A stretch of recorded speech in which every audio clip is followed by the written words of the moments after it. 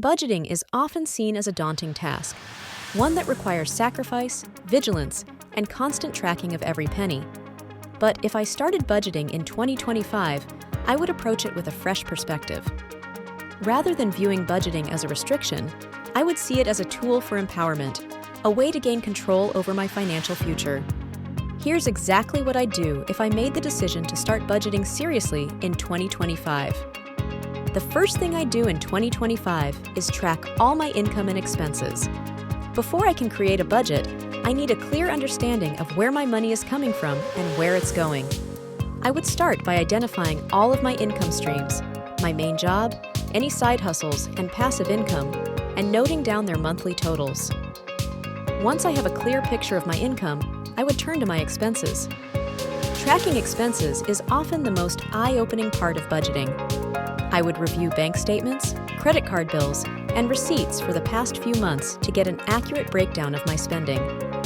At first, I may be surprised by how much money I spend on non-essential items, takeout coffee, unnecessary subscriptions, and impulse buys. But this is the first step toward understanding my financial habits and pinpointing areas for improvement.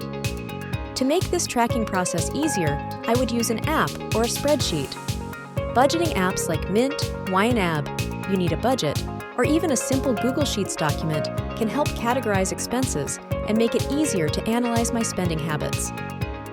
Once I have a clear understanding of my income and expenses, the next step would be setting clear and realistic financial goals. It's easy to get lost in the day-to-day of budgeting, but setting goals gives the process direction and purpose. If I started budgeting in 2025, I would begin by identifying both short-term and long-term financial goals. In the short term, my goals might include building an emergency fund, paying off high-interest debt, or saving for a vacation or a big purchase. I would start by setting a realistic target for each goal, such as saving $1,000 for an emergency fund over the next 3 months, or paying off a $2,500 credit card balance in 6 months. Long-term goals would include saving for retirement, investing in real estate, or building a sizable nest egg for the future. Setting both short-term and long-term goals would give me something tangible to work toward, making budgeting more meaningful and motivating. There are many different ways to budget, but the key to success is choosing a method that works for my lifestyle. If I started budgeting in 2025, I would research and experiment with different budgeting techniques to see which one fits my spending habits and goals. One popular method is the 50-30-20 rule, which divides my income into 3 categories: 50% for needs, 30% for wants, and 20% for savings and debt repayment. For example, my needs category would cover expenses like rent or mortgage, utilities, groceries, and insurance. Wants would include things like dining out, entertainment, and shopping, while the savings and debt repayment portion would be allocated to an emergency fund, retirement savings, and any debt I need to pay down. If I don't have a lot of debt, I could allocate more towards savings and investments. Another method I might consider is zero-based budgeting, where I allocate every dollar of my income to a specific category. This can be particularly effective if I'm trying to control discretionary spending and ensure every dollar has a purpose. One of the first things I would focus on if I started budgeting in 2025 is building an emergency fund. Life is unpredictable, and unexpected expenses, such as medical bills, car repairs, or job loss, can throw my finances off track if I'm not prepared. To avoid falling into debt when life throws a curveball, I would work to build an emergency fund of at least 3 to 6 months of living expenses. Starting small would be my strategy. I would set a realistic goal to save $1,000 within the first 3 months, using a portion of my budgeted savings each month to reach that goal.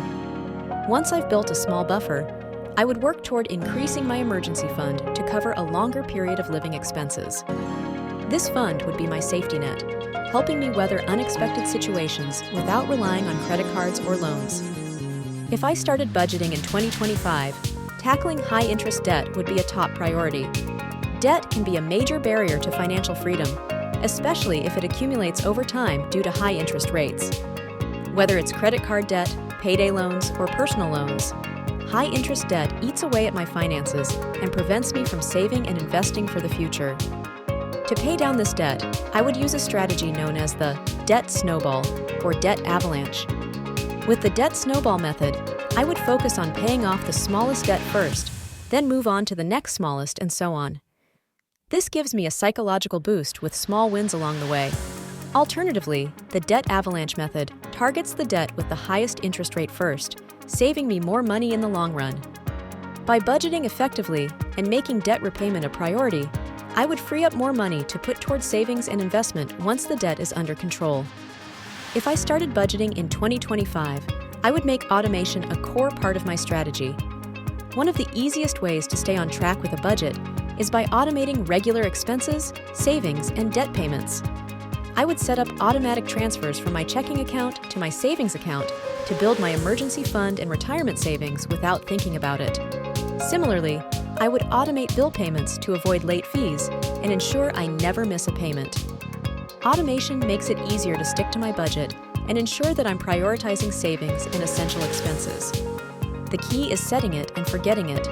Once the transfers are set up, I wouldn't have to worry about manually transferring money each month. A critical aspect of budgeting is understanding my personal habits and making realistic adjustments. If I started budgeting in 2025, I would take a hard look at my lifestyle choices and how they affect my financial situation.